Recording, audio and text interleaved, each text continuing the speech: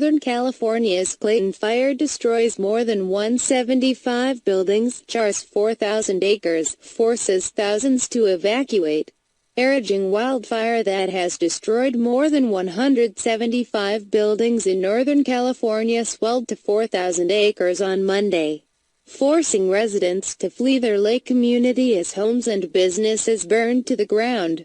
By Monday evening, the Clayton fire was only 5% contained, according to the State Department of Forestry and Fire Protection. Gov. Jerry Brown issued a state of emergency for Lake County, where the blaze has forced the entire community of Lower Lake, more than 100 miles north of San Francisco, to evacuate.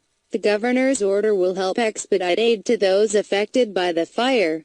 The fire broke out late Saturday afternoon off Highway 29 and Clayton Creek Road, then doubled in size on Sunday as it reached Main Street in Lower Lake. There, flames ripped through the post office, a winery, a Habitat for Humanity office and several other businesses, the Associated Press reported. 16 patients at a hospital in nearby Clear Lake had to be transferred to a facility about 25 miles away. You can't imagine what took place, CAL FIRE spokesman Scott McLean said. There was extreme fire behavior and winds that pushed it across the road into structure after structure after structure. We had airplanes dropping retardant, helicopters dropping thousands of gallons of water, trying to get ahead of this. After destroying 4 homes before sunrise on Monday, the pace of the fire's growth slowed. According to Lake County law enforcement officials, firefighters spent the day working to bulldoze a ring around the fire area, while helicopters and tankers dropped retardant and water. The count of destroyed structures remained at 175, mostly concentrated in Lower Lake's small, single-street commercial district, but along the wooded ridge behind the shoreline community. Dark plumes rose occasionally during the day, a signal that flames overtook another structure or vehicle. The state's lingering drought has hit Lake County particularly hard and contributed to the rapid spread of flames, fire officials said. Daytime high temperatures in Lake County, near the fire, are expected to hover around 100 degrees through midweek, said Eric Kurth, a meteorologist with the National Weather Service in Sacramento. By Thursday, the area should cool slightly, with high temperatures Friday and through the weekend projected in the lower 90s, he said. The evenings are expected to be cooler, with temperatures forecast in the upper 60s. But they're definitely warm evenings. Kurth said, it's nothing that's extraordinary, not record-setting, but it is hot. It's seasonably hot. Kurth said, the Clayton fire is burning in an area between last year's devastating Valley, Rocky and Jerusalem fires, which broke out around the Lower Lake area. Nearly 200 people forced out of their homes in Lower Lake spent Sunday night in an American Red Cross shelter set up at Twin Pine Casino and Hotel in nearby Middletown, a tiny town that was itself ravaged by the Valley Fire, one of the worst fires in California history, just 11 months ago. The casino was certainly ready. The Red Cross had left behind 2 trailers of cots and care kits when it pulled out of town last year. And the casino had opened itself up as a fire shelter even before being declared one, said Kyle Lewis, a spokesman for the casino. Fire survivors, as they're called locally, people who lost their homes to last year's fires, had lived for months in the casino and hotel. The last of them had left just a few weeks ago, Lewis said. And now the hotel is full again with members of the Middletown Ranch area of Pomo Indians of California, which owns and operates the facility, and casino employees forced out of their homes by the Clayton fire.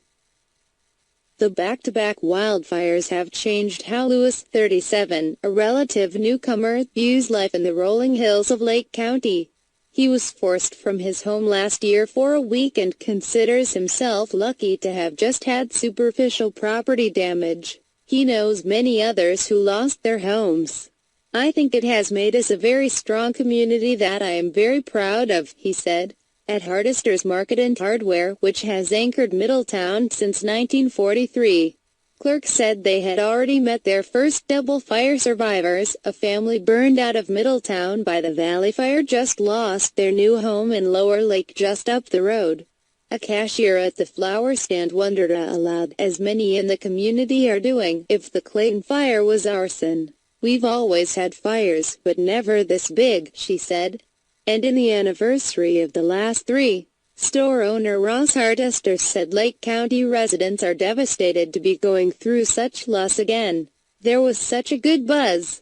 We were starting to recover," he said. The town was swept by flames last year and had gotten through the first bleak month and then the painful Christmas holidays, and was starting to see permits being issued and new homes going up on charred lots. "Now this," Hardester said. "So many people are on edge again." Tessie Espinoza fled her Lower Lake house the moment she saw smoke. "We've learned that you can't trust for warnings to get out," she said.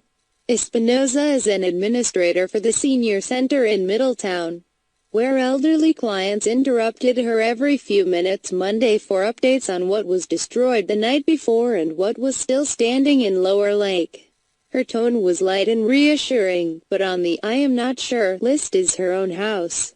She pulled out her phone and showed a state map of the 4 major fires that have affected the region. She pointed at a small, unburned area in the center. "That's where we live," she said. The Clayton fire is one of several wildfires burning throughout California.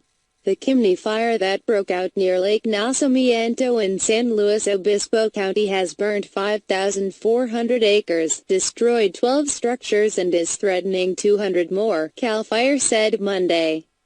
Citing the chimney fire's damage to homes and critical infrastructure, Brown also issued a state of emergency for San Luis Obispo County. Evacuations have taken place in a handful of communities, including Running Deer Ranch and Cal Shasta. 2 people have been injured by the blaze. The fire was first reported about 4 p.m. Saturday near the intersection of Running Deer and Chimney Rock roads. According to CAL FIRE, active through the night, the fire was slowed about 1 a.m. by air pressure at a higher elevation pushing down and trapping cooler temperatures. CAL FIRE spokesman Daniel Berland said, "This blanket, known as an inversion layer, prevents smoke from rising and decelerates any flames." Once that inversion layer began to lift Sunday, the chimney fire increased in activity, prompting officials to bring in additional firefighters and resources from across the region. Berland said several hundred fire personnel were on the scene, as well as large air tankers. "It's been burning this afternoon at an explosive rate," he said. The fire was 10% contained. The Soberan's fire, a deadly blaze burning north of Big Sur, has wiped out nearly 60 homes, burned more than 74,600 acres and claimed the life of a bulldozer operator. CAL FIRE officials said the fire, which was started by an illegal campfire, was 60% contained. The wildfires underscore the elevated risks Southern California faces as it endures yet another summer heat wave, which forecasters say will continue until Wednesday.